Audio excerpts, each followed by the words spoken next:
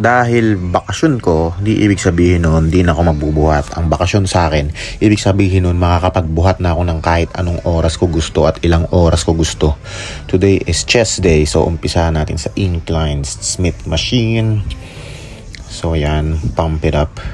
Hindi ibig sabihin nun, magpapahinga ako. Ibig sabihin nun, makakapagbuhat ako. 4 na oras, yung wala kang iintindihing kliyente.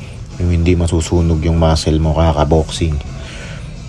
Preparation to para sa Thailand. Last day. Bukas magbabak pa ako. So ngayon, pump tayo. Partial set lang. Gusto kong i-burn lahat ng mga alak.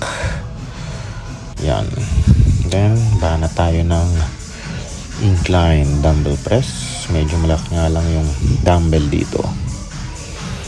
So, lahat ng yan is 4 sets of 10 to 12 pyramid set, progressive overload. Yan lang ang chest ko. And then sa huling set ko, nagpa-partial reps ako para maubos na. Hindi ibig sabihin na hindi ako nagpo-full range of motion. 2 to 3 sets. Siyempre mauubos ka na nun. So yung mga 4 set ko, last set, ipina-partial set ko na para maubos yung natitira mo, para burn. Yan. So sa Thailand, di rin ibig sabihin na magtutur ako, magbubuhat pa din ako doon or box. Kaya yun, simple chest workout today. Ingat palagi. God bless.